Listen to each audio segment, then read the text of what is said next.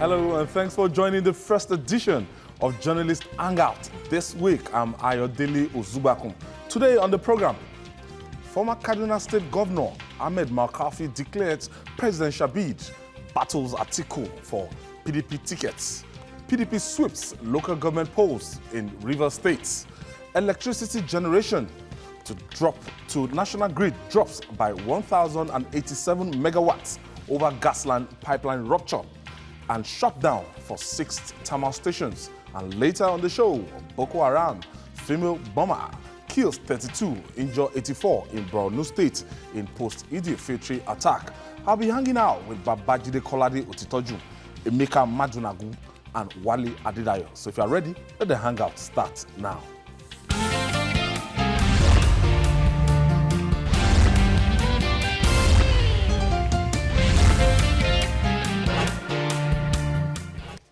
Glad to have you join us. The hallmark of any political game is massive participation of citizens in electoral contests.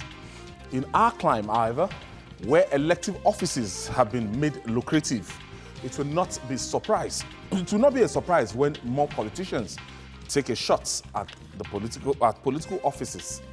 For some, the coveted #1 office in the land, that's the presidency, is their aim.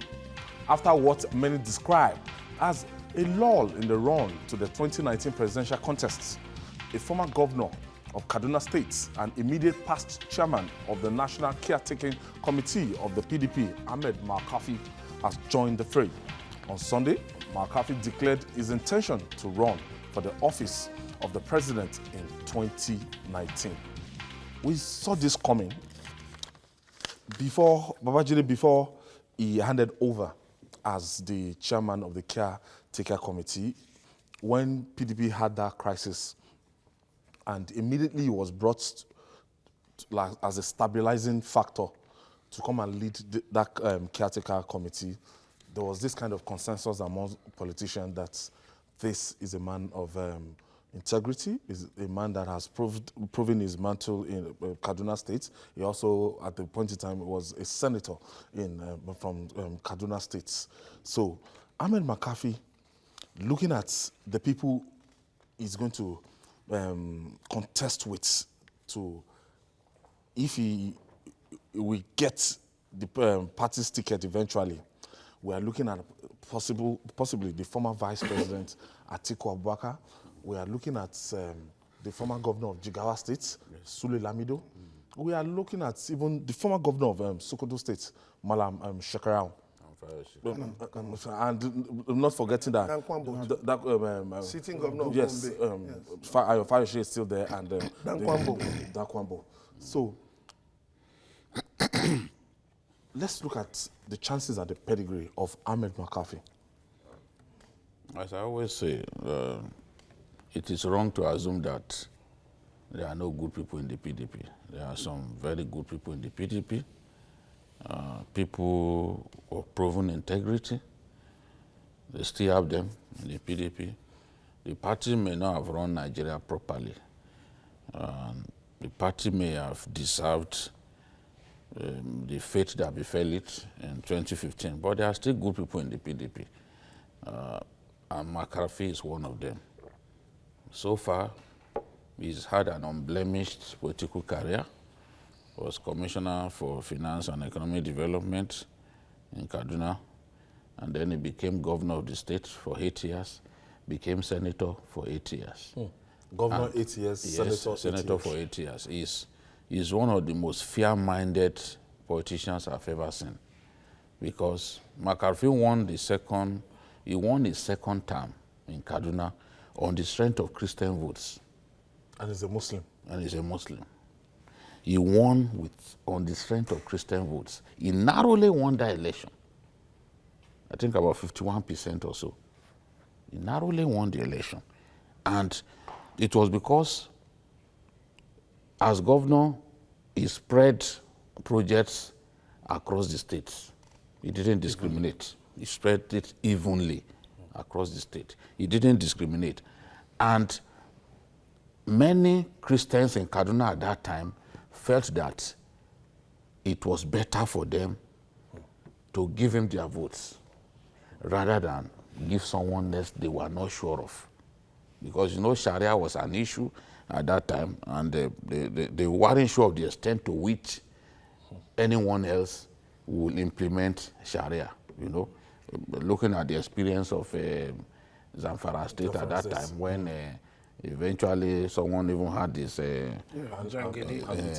amputated the first time in Nigeria. So he is someone who has not been taken before any court of law for corruption. And if you look at that generation, the class of 1999 governors, a lot of them have corruption cases. No one has brought any such case before Makarfi. His image remains intact. And he has also shown that he has leadership qualities, even outside of the state. The opportunity that he had to run his party, although there are many people who quarrel with the fact that under his watch, governors, Wike, Fayose, and the rest of them hijacked the party. But Makarfi supporters will tell you that as chairman, there was nothing he could have done about it. That governors would still have had their way. The way our politics is, governors are very powerful, and we are ever, even right from Obasanjo's time, that was why Obasanjo suggested to them at that time that they should choose one of them. Go and look for a successor. Yes, that they should find a successor amongst their ranks. Led by this Ayo Fayose. The committee at that time was led by Ayo Fayose before it began facing problems from within the state. So I think that the man, and he's humble, no doubt about it. If you have met him, you know that he has humility. The sort of quality that you want to see in a Nigerian politician. They've always, you know, initially they told us he was ill, that he would soon die. I remember when I was in Kaduna at that time, they were saying his opponent was Zone 2. And the slogan was Zone 2. Ba ruwan ka da rashin lafiya. That Zone 2, you don't have any problem with poor health. They will now be calling Makarfi. They will now be saying Makarfi has engine rubber, that his intestine is made of plastic or something. And today is alive. So they will be telling Zone 2. They will say Zone 2. The people will say, "Me lafia muke so." We want the person who is hale and healthy. Zone 2 ba ruwanka de engine rubber. Zone 2, you have no business with intestine made of rubber. But see the man today, since 1999, when they started taunting him that he was ill, that he would soon die, he's still alive and well. So within the PDP, they have some good hands that at least you can say they can do the job. Wale? I'll agree with Jide's submissions to every extent, because my take is on the situation in Nigeria today. When you look at the security challenges, you see virtually all the states with crisis in northern Nigeria, the governors are either for one side or the other side. One even said he's no longer the chief security officer of his state. I didn't just get the meaning of that statement. No, that it's like his hands in all best. He's not in charge of the police. When Makarfi was there, for God's sake, I was still with Point then, I was politically editor at that time. But in fact, things were writing then. I mean, it was at the time I had to go there, spend some 3-4 days. I've never met him in person. I've never spoken to him one-on-one. Mine was just to go on the ground, see what is happening. And if you hear what people were saying about this man, I tell you, at some point, they were calling him Reverend. I mean, his fellow Hausa people, they were calling him Reverend. Why? Because there was some crisis then, which he put down. They were killing Southerners, killing Christians, and so on.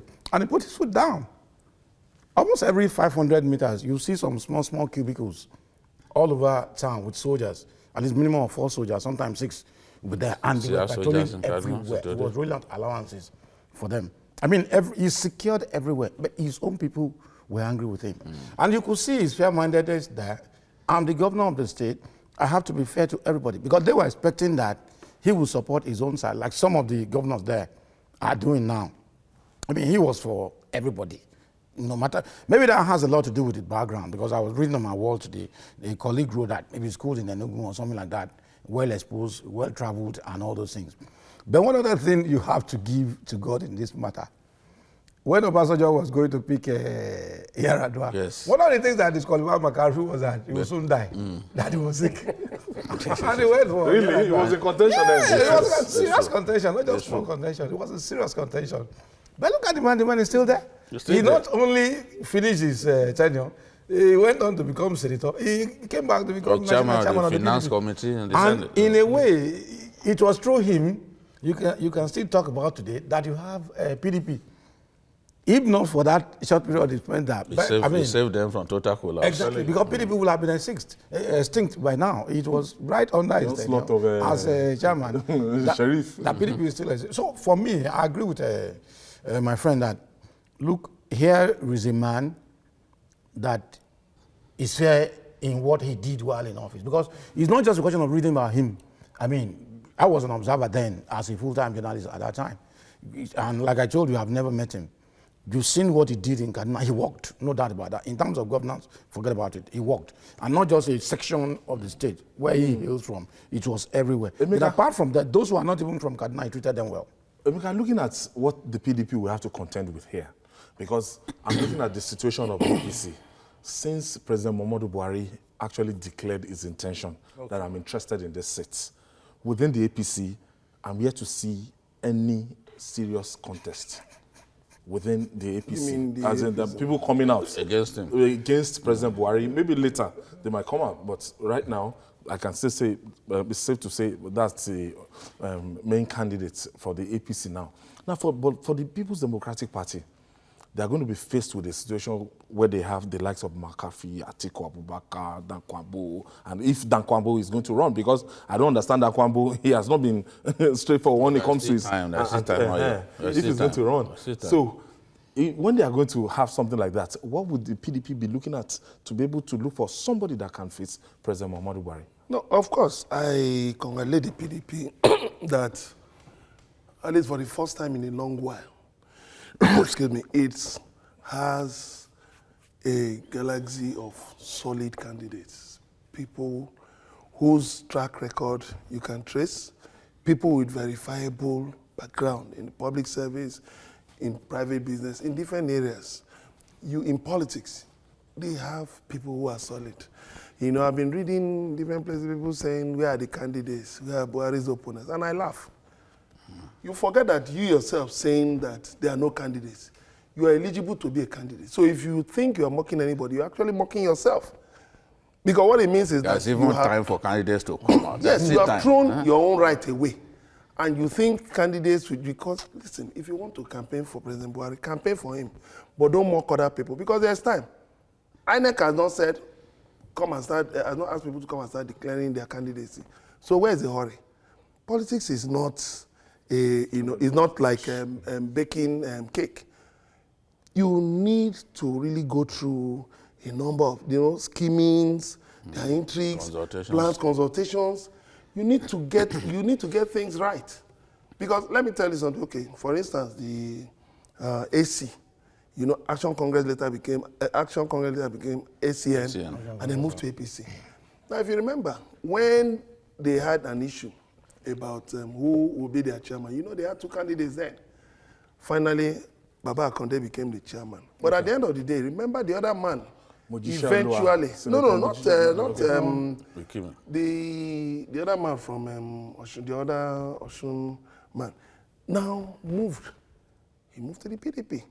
So what people were saying was that if we had made this man the AC chairman, would have been in trouble. Tommy came in. No, it wasn't Tommy Kimi. No, okay. His name has jumped out of me. But when I remember, I'll bring it up. So what am I saying? You need to be sure that you are picking the right candidate. Of course, a party that has an Atiku. Atiku is not a small politician. Somebody who has been there, who has been contesting elections since 1992. he's not somebody to wish away. Of course, you have somebody like Dan Kwambo, though he hasn't come out, but of course he has been mobilizing and reaching out. Now you have Makarfi. You see, what it shows is that within the APC, of course, you know President Buhari has the right of first refusal. Yes. As the sitting president, no doubt about that. But the PDP is going to put up a strong fight. And let me tell you something. Okay, let me quickly take Bala. Bala is calling us from Kaduna State. Hello, Bala. Thank you for joining us, Bala. Hello, Bala. The TV set on. Thank you. Okay. What? So, yeah, I was talking of Shuaibu Oyedepo. Okay, okay, Yes. okay, okay. Now, Babajide, what Makarfi is not the aggressive politician. He's not somebody that is verbose. He's not somebody that's, you know, It's not a rabble at all gentle, calm. I was listening to him on our news at 10 yesterday, and somebody was, Buki asked him about his health, and he was saying people have been talking about his health since 2001. And Rover. Looking at that prospect now, and if the PDP finally, if they settle for somebody like that, will he have the capacity to divide the North in terms of against President Buhari? Because that's what the PDP will need, somebody that is acceptable both in the North and down South. I think for both candidates, for the two major candidates that will emerge, the bigger battle is outside of the North. It's because Buhari will dominate anyone in the North. I'm saying it, I can say it anywhere. Super tanker. He will dominate anyone in the North. That has always been his favorite hunting ground. So, whether you are Kwankwaso or someone else, there are some states in the North where you can't compete against Buhari. Totally. Bauchi is one of those states. He's extremely loved in that state. He's extremely loved. Kano is one. If you put a Kano man on the ballot against him, the love that the Kano people have for Buhari is unfathomable. It would defeat that Kano person.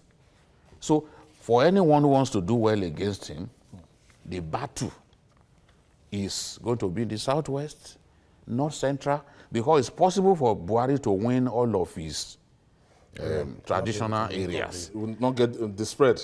Yes, and still, he's always won those states.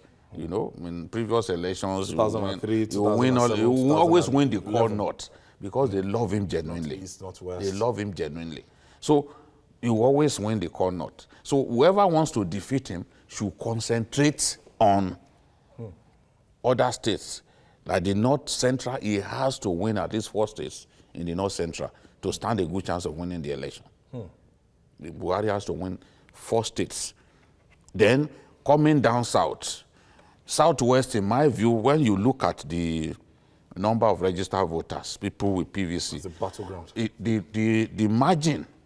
the margin is not even up to 4 million between the Northwest, Northwest and and the Southwest. North and the Yes. Southwest. The margin is not up to 4 million. So there's a lot to play for in the Southwest. So the battle will be outside of, because I figure that the 2 candidates could actually come out of the Northwest, for example. So the battle, yes, the two candidates. Because there are still people in the race, people like Shekarautu is also someone with an unblemished record. I know that there's a court case against him. I'm certain that he will win it. He has an unblemished record. He didn't have a house of his own. The state government had to build a house for him. There are decent people in Nigeria. There is a soldier, there is a retired soldier called Ahmed Daku. If we are looking for decent Nigerians, there is Ahmed Daku. It's just there. So it's not like in our country we don't have decent people. There are decent people there who will never steal. In our country, there are people like that. So the point I'm making is the battle, whether Buhari will win also depends largely on the crisis within the APC. How do they manage it? I don't want to believe that, because you can see that even Makarfi was saying we must also thank the APC for working for us because they have been working for us.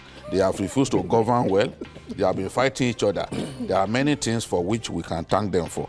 There is no way the executive and legislature can work together as one. There is no way the party can be cohesive again. There are elements in government fighting each other and there is nobody to call them to order. We should not expend our energy when somebody is working for us. The APC is made up of different parties, but they came together for 2015 election. I'm sure we will come together. So it's drawing attention to the crisis within the APC. The APC needs to fix the crisis within. They should not be overconfident because they could be embarrassed if they think that because they are the ruling party, they know it's a foregone conclusion. All right, still to come. PDP sweeps local government polls in River State. Stay tuned, we'll be right back after this time out. Still journalist Hangout.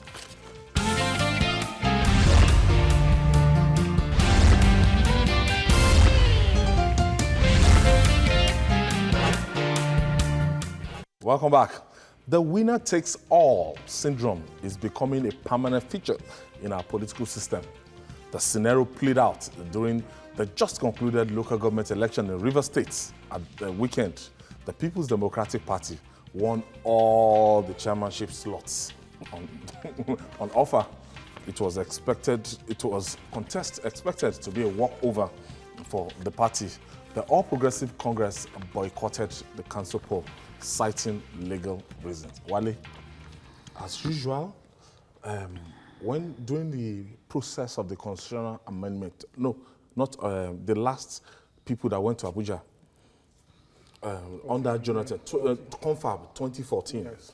Part of the recommendation of that confab is that this state's independent electoral commission should, be scrapped, because if a governor set up their SEC and you're expected to do the bidding of the governor, and except from maybe Nasarawa states, and some other state like that, maybe, but it's always 100% thing. Everywhere, even in Lagos State, 100% for APC. No other party, out of the 20 local government and 37 LCDA, no other party could win a local government seat. I don't think handing the chain over to INEC is even 100% correct for those of us who believe that local governments should be under states, not a federal responsibility. I believe in restructuring, and if you believe in restructuring, that federal government has no business with local governments, then it's like you are compounding. You are speaking from both sides of the mouth, and you now say it is the federal government that should conduct local government elections. I think we should be looking out. We should be looking out for people who will be able to stand their ground, political parties that will be able to do their job instead of whining and complaining all the time. Fine, a state government or a state independent electoral commission can write results, can disqualify candidates and so on. But you have the courts, for God's sake. APC is still the ruling party. You cannot say it's not frustrating when you go to courts to seek redress. 3 years to deepen our democratic process, you need to test the institutions, and that is by going to court, by doing everything necessary. The reality is that if you really believe you can win, what most of them don't do is that they waste resources on all the local governments. If I were the APC in Rivers, there are local governments where we are popular. Yes. We won't boycott everything. We just concentrate on those few ones. Put all our resources there. I mean, it won't be easy to just falsify all the results. It's not just possible. But I don't believe it is INEC that should conduct local government elections, no matter the flaws you have now. It should be the responsibilities of the State Independent Electoral Commission. Because if on the one hand, you believe that local government should be the responsibility of states, then on the other hand, you're now saying that Abuja should come and conduct election for you. Then what are you talking about? There are two different things. Emeka, it has happened again. People's Democratic Party, River State. That means it's a single. Do you think it was wise for the APC to have withdrawn, citing legal saying that they went to court earlier, I think. They went to court earlier to stop, an attempt to stop the process. And there was an injunction. I think they went ahead with that election. So the APC boycotted. Yeah, I think, well, boycotting elections at this stage, like Wale said, is not really a very fantastic idea anymore because a winner will always emerge. The best thing is you have to test the process. You have to be part of the process because if you continue to boycott, for how long? For how long will you boycott the process? And how do you reach out to your people at the grassroots level? Because if you look at the local governments, we are talking of restructuring. We're saying that the local government should be autonomous. Unfortunately, many governors did not buy the idea. They rejected the idea. But if you look at it, the local governments ought to be strengthened because that is where the real power ought to reside. That's the arm of government that is closest to the people. That should have a lot of responsibilities, but states have hijacked a lot of their responsibilities. So I believe that APC boycotting that election was not a very good idea. They should have participated in the election. Like Wale said, even in areas where they are popular, are they saying that in the entire River State, there is no place where they could have made, there was no place where they could have made an impact, no matter how minimal. Look at Kaduna now. Look at Kaduna. And the other issue is the nature of our politics is so adversarial. And when you go into elections like this, it's like a do or die affair. I think politicians should also begin to realize that this adversarial nature of our politics is not doing us any good. It's not doing us any good because at the end of the day, the party in power in the state, you should naturally expect that it will win the elections. And don't forget, 2019, the 2019 elections are just by the corner.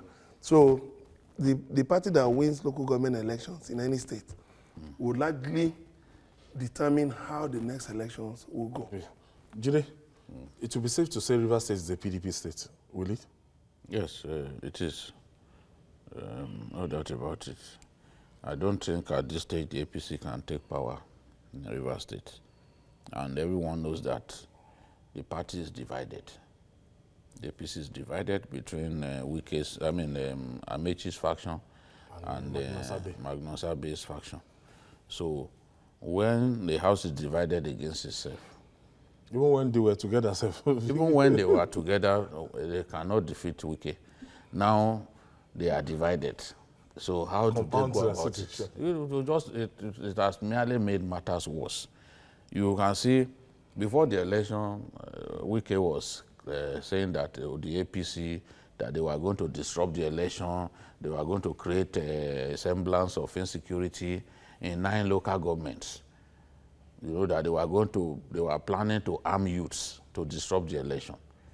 And we had this election, APC, everything that he said, that he claimed that they got from security reports, didn't come to pass. These guys were not prepared to get involved in the election. And you claim that they were going to disrupt it, that they were distributing guns to youths and all that. So the same election that you said, up the polity. yes, is always coming up with one fake security report or the other. What he said that they were going to dominate, that they were going to disrupt, he has ended up, his party has ended up winning every seat, which is just like what happens in other states too. In the first election, with the natural man as governor, it was shared between the APC, CPC then and the PDP. But now the last local government election in River State, in Nasarawa State, APC cleared everything. So really now you can't point except Kaduna, and everyone knows that in the Christian dominated area of Kaduna, you can't, APC can't win an election the way things are now. Because even people like Jagaba, who used to be in the APC to draft things, they are back in PDP. You know, so if we attempt to, except you want to go and rig in those communities, they are not going to vote for. APC is not popular in those areas. You can't even read. You can't read where you are not No, popular. you still saw what happened in Chikun local government. The House of Reps member who wanted to rig, they caught him. That's what I'm saying. If you are not popular, All you right, can't so read. we have to move on. Now, the Herculean task of achieving constant power supply in Nigeria is as old as our nationhood. So, any gain in this regard is expected to be sustained to drive the much-needed socio-economic development.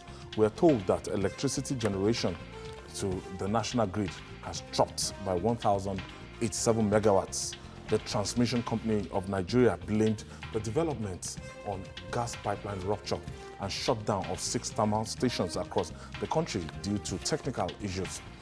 Now, this has resulted in load shedding, indicating more blackouts for Nigerians, just as TCN has appealed for understanding.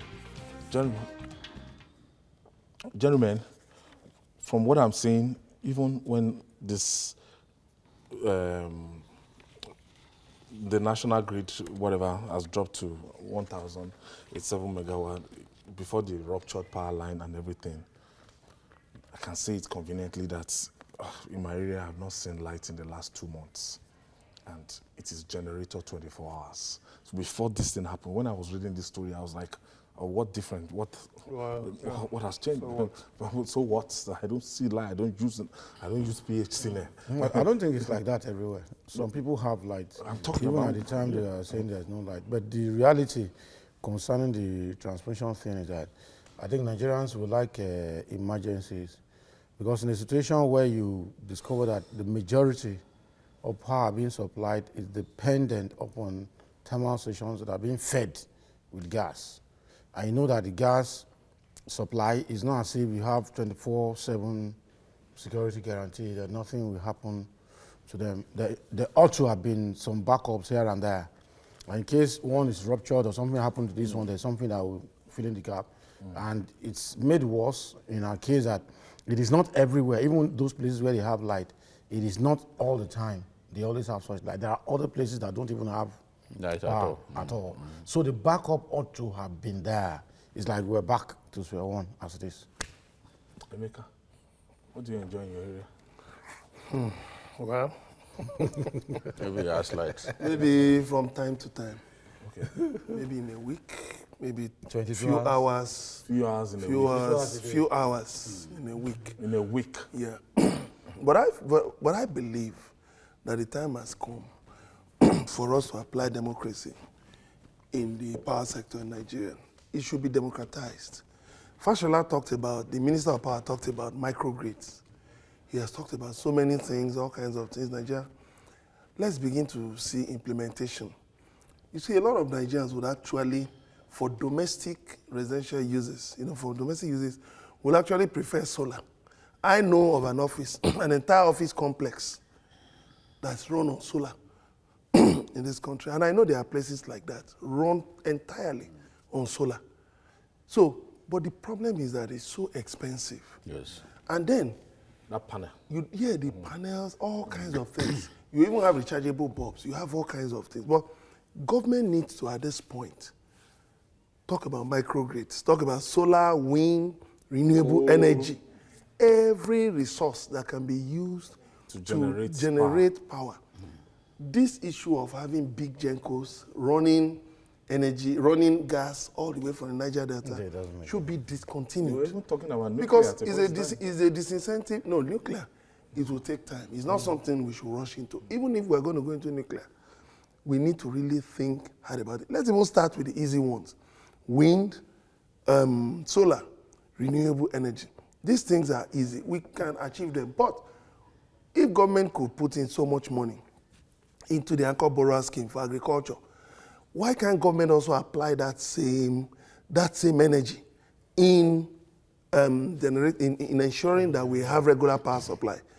A lot of Nigerians, will gladly get off the national grid, and you can take millions of Nigerians off the national grid, because what is their power requirement? It's not even so much. So you can now channel a lot of this power to industrialization, to industrial areas, because we need to raise our level of production. Then for domestic uses, government should do something about heavily subsidizing those areas, creating microgrids. Even the national grid, the way it runs, a lot of Emeka, energy is lost. Babajide, we were told that maybe from when we were doing our maximum capacity of 4,000 megawatts, we're down to like 1,087 megawatts. What's the implication of this? This is, let's start from the record that we set. We set a record at a little over 7,000 megawatts, but we've not been able to sustain that. Before this last system failure of June 8, we were actually generating 3,669 megawatts, which is low for a country like Nigeria, because we always say that, oh, we are Africa's #1 economy. Well, if we are doing just 3,000 plus, then we are not there yet. If you do a survey across our country, you see that a lot of our people are really not enjoying electricity. I've had people in Niger, for example, they can't understand why, despite having 2 hydro plants, Major one also. yes, Shiroro And and Kanji, that Niger is one of the states that does not really enjoy electricity. If Niger people are allowed to call in now, you see them complaining. Niger is one of the worst hits in our country. People, the thing is, some people may have 24 hours electricity in Nigeria or 22 hours, but what is the percentage of people Like that. who enjoy electricity? yeah. What is the percentage? Very minute. The problem is when you talk about it, some individual, because he's enjoying it, he imagines that, oh, the enjoyment is across board. Yeah. But that's how a selfish person thinks. You think that, oh, because you are enjoying, other people are enjoying. That it has improved. Yes, That no, power that's in not the Nigeria has case. improved. We've had 7 system failures this year alone. We've had 7 system failures. Let me The last quickly one pick, was on June Ahmed 8th. is calling us from Kaduna. Thank you for joining us, Ahmed. Hello? Thank you for joining us, Ahmed from Abuja. Yes, good afternoon. All right, go ahead with your contribution. Yes, on electricity, I think the problem we are facing right now in the country, can you hear me? Yes, I can hear you loud and clear. Yeah, the problem we are facing in the country is lack of planning, particularly the new reforms that have been taken so far in the electricity.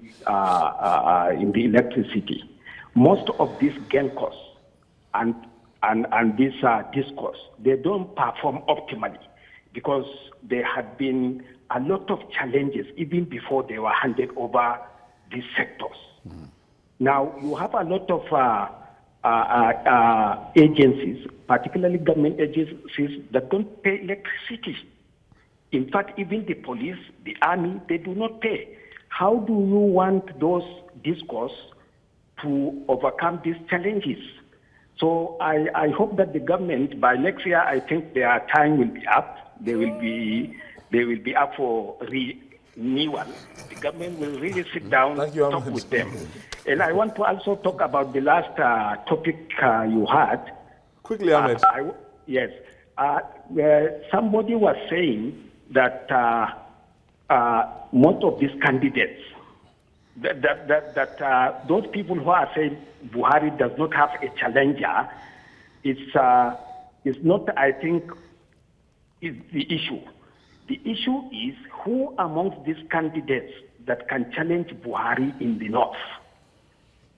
Don't forget that when people are saying middle belt, how many states in the middle belt goes the opposition? Niger State does not go on the opposition. Kwara State does not go on the opposition. Even Kogi State does not go on the opposition. So when you talk of middle belt, you are talking of Benue and Plateau and part of Taraba. Okay, Ahmed, thank you. Taraba is not in the middle belt. Thank you, Ahmed. The thing is, Taraba is not even in the middle belt. It's in the northeast.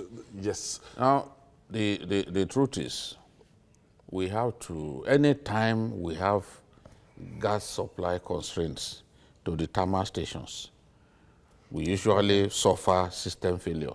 And this system failure will now cause us to do load shedding across the country. We produce gas too. We produce gas, but there are times, like in this case now, the ruptured pipeline. Okay. So you cannot take gas to the thermal stations, to the gas power stations where they are needed. So, and if they do not supply a certain level, I mean, they do not achieve a certain level of gas supply, it will trigger system failure. It will naturally trigger system failure. That's what is happening. And our biggest power generating plants are gas-fired. Egbin, for example. Omotosho, Geregu. I was looking at a list of the power plants that have been shut. And I saw clearly Geregu, Olonshogo, Omotosho, Egbin, Sapele. So that's why we are in this problem. If we are generating 3,666 up to the time of this, even the system failure, then we are not doing well. We are not doing enough. So we must realize that there is a big problem in that power sector. We must not be acting as if the power sector has been fixed. It has not been fixed. The problems remain. The GENCOs, as well as the DISCOs, they have their problems. They have their problems. It's a big tragedy. I agree with the man who called from Abuja that basically it's an issue of planning. And that's what I mentioned earlier. You know, supplying gas in a country like Nigeria, we are lucky right now that the militants are not at work. It's so easy to cripple Nigeria energy-wise. They just go and blow up the gas pipeline, end of story. This one was caused by a natural event. If there had been proper planning, like he pointed out, there would have been backup in some area. You understand? Maybe wind, maybe solar. What we can do is just to invest in other power sources. Backup this. And the good thing, No, we've invested, but we need to you need to expand continue the to invest. investment. You need to continue to invest, There and are that's why Billions of naira. that's why that the Mambila project. Yeah. That's why it is very important. Taraba. Because the Mambila project alone will give us 3,500 megawatts. Oh, that's massive. Yes. At the peak of rainfall, That's you know, massive. it will give us 3,500. It's hydro. It's hydro. It's an I hydro don't think the plant. crisis there is No, there's no problem. It's just that all these years we didn't think we should speed up the project. But I think this government has said that they want to What do about something about Zungeru? it. It's hydro as well. Zungeru and Shiroro, they are both hydro plants. Okay, I have. But they are not generating so much because they are old. These are old plants. Nelson is calling us from Edo State. Thank you for joining us, Nelson. Yeah, good evening. Good evening, Nelson. Good evening, Babajide. Good evening. And good evening to the other gentlemen over there. Good evening. Concerning this power issue, I wonder why Nigeria will still solely depend on hydro system. Why can't we just divide everything? We use gas too. Has already, We are not depending on hydro. The North has already defined itself. Why can't the northern part of Nigeria depend on solar system? The southern part, Bauchi, which is all the of Niger them. Delta, we depend on the hydro system. Maybe Lagos and the rest of the state, they depend on hydro system. You see, this power issue, you guys talked about the nuclear reaction, that we should move to nuclear reaction. We can't even maintain our present power status. You and I know that maintaining nuclear reactor is going to be very, very expensive. We need to amend the And constitution. with our That's the thing. negligence in Nigeria, there is no way we can maintain nuclear States should be reactors. allowed to because generate their if the electricity. maintenance That's where I was is very going to. high, So we should not even think about Okay. that. Let him Let's finish. take That's an where I was out going of to. the book. We should start looking towards Alternative. a solar system. Okay, And power wait, supply. what is Nigeria waiting for? Thank you, Why Nelson. is it that there Thank you, are Nelson. some cabals We that have to wrap up on this. Thank you, Nelson. It's still the why same is, points. why is it? There Why is it are that? countries that depend largely on a particular source of energy. South Africa depends on coal. Brazil coal, depends on Enugu. hydro. Mozambique depends on hydro. So the thing is, not a crime. no, just make it. Brazil Make it a Brazil plant. generates more than 100,000 megawatts, Make it a and it's plant. hydro.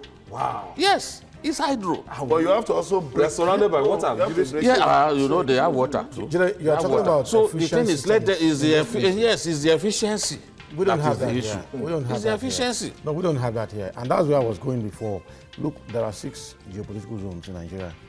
If you don't want to give the states room, you know, to manage some of these things, for instance, Lagos and 1 or 2 other states close to it, or even Lagos alone, could be given Up to 5 states. Yeah, Lagos can generate you electricity for understand? 5 Generate states. electricity for them. So I think such a thing should come on. We have to. But the constitution has to be amended. Yes, we have to That's move what on. we We have to amended. move on. It's, Once you generate in the region of maybe 60 megawatts now, they will tell you to feed it to It's not the national grid, which is wrong. It happened in Kwara. Okay, it was over a month ago that the country last heard of bomb blast by Boko Haram terrorists. We'll read to that. The explosion that killed many worshippers at a mosque in Mobi, Adamawa State in May. But nothing the dreaded groups pensioned for causing chaos during religious festivals. Many in the north, as they weren't easy at the approach for the Eid al-Fitr celebration, came with some trepidation. Though the celebration went without skirmishes, that relief was short-lived as terrorists struck Damboa local government area in Borno State on Saturday.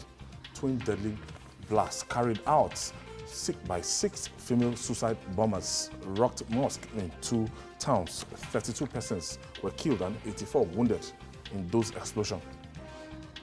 It is feared that the casualty figure might just increase. And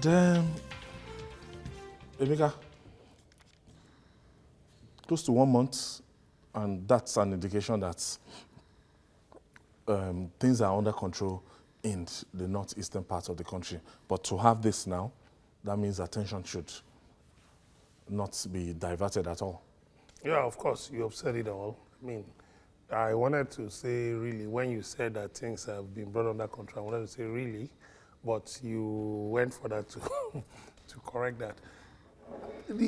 We should never be under the illusion that Boko Haram has by any means been defeated, because every day the military brings out figures that they killed so and so number of terrorists, they killed so and so number of terrorists, There must have been they killed so engagement and so before they number killed of them. terrorists. So these terrorists, even if you are killing 5 terrorists every day across 30 days in a month, that shows that these people still have the capacity to inflict damage and to hurt, to kill, to maim people within their immediate areas. So I think, yes, the military campaign needs to be stepped up. But again, like I've said on this program again and again, the international community should do more, should help Nigeria more to put down this insurgency, because it's not a localized affair.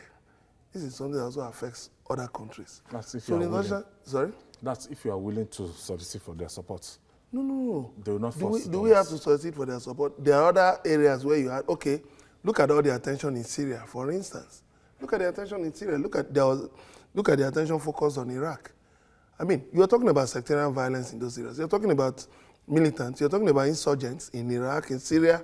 So why do you have to wait for Nigeria to become a Syria or an Iraq before the international community will do something?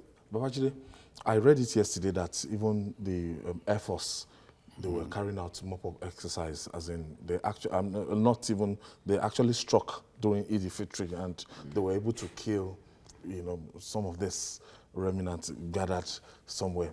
I don't know when this information just came. It just automatically wiped out the gains that have been made by the Nigerian Air Force.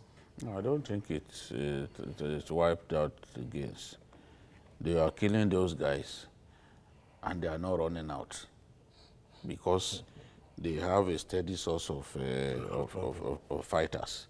So one of the Air Force officers we were discussing some time ago, and he said that, look, we are bombing these guys around the clock, and up till now, we haven't killed all of them. You know how much we are spending on aviation fuel every year? I mean, every month. Warheads. About 345 million to fuel our aircraft, our warplanes, to bomb these guys. The reconnaissance plane, day and night, is flying over Sambisa, looking for wherever those guys are. Yet, And the more they bomb them, you saw the latest video that Shekau released, you know, where he was praying during Eid prayers with so many people behind him. so many. You see, the thing is, because the people have been brainwashed, so they will think that, look, there's nothing wrong in joining Shekau in killing innocent people. All we can do is just to continue to encourage our troops. Because that area, that Damboa area, you know, that same Damboa, because it's close to Sambisa, they can always move their people, you know, from out of Sambisa, cause problems in some villages around that place and run back into Sambisa. Sambisa is so large. Sambisa is so large that if you identify one spot where they are hiding, they will move to another place. They are very mobile. And they having stayed in that bush now, in that forest for years, they understand the forest more than our troops. So you chase them out of Camp Zairo, they will go elsewhere. The spot where the Air Force reported that they bombed those boys a few days back, I recall that at the time when I traveled with the Air Force to the northeast, they were taken out in that same town. You know, there are little towns inside Sambisa. They were taken out in that same town. That means they are back there. So it's really perplexing. The vigilance has to improve. How can people be wearing hijab, you know, and be killing our people? Because we show respect to women. But there should be other people who should be able to frisk these people and ensure that they don't kill people the way they do. And at every time that they attack our people, they show fresh tactics. For example, this last one, what they did, after unleashing those suicide bombers, then they fired rocket-propelled grenade into the crowd trying to rescue people. And you know, that the bigger damage was done by the rocket-propelled grenades. There's something we should look at here. You have been forthright when you talk about territories that Boko Haram has. That means they are still in control of a number of territories, contrary to what the military is giving us. Of course. Because for you to fire those rocket-propelled whatever, you must have been around that vicinity, for God's sake. And it's not something you can hide in civilian clothes. You understand? You don't travel long distance, and the people will not check you. They won't check you. They won't know you're carrying such things. That means they are around those places. We capture a place now, and we lose it the following day. Who is deploying the strategy? Who is putting the strategy on ground? For me, my own is that I believe that the service chiefs should just be allowed to go, bring new people on board, give them a timetable, because if you set example, people they have failed, for God's sake, because they've made some success here, but for God's sake, those who are dying, imagine they are your children or your sisters or your wives. How will you feel? Oh, they've done something, they captured some places and that. Thank you, but for God's sake, a lot of people are dying. The service chiefs should just go and rest. We have to leave it And there. it's not only in the northeast. People are being killed in Benue, Zamfara, killed everywhere. Zamfara, and Briningwari, Kaduna. Military duties for professionals. Thank you so much, Emeka Madunagu. Thank you for very being part much. of this Thank you, occasion. viewers. And then, thank you, Wale Adedayo. Thank you. And the maestro himself, Babajide Kolade Ostoju. Thank you. Thank you. And that's it on Journalist Hangout today. Join us tomorrow for another interesting episode of the program. You can watch the repeat broadcast tonight at 11. You can also watch Journalist Hangout on our platforms showing on the screen. Catch us live on YouTube, youtube.com/TVC News Nigeria. Our feedback channel, Journalist Hangout at tvcnews.tv. I'm Ayodele Ozubakun. See you tomorrow, and God bless Nigeria.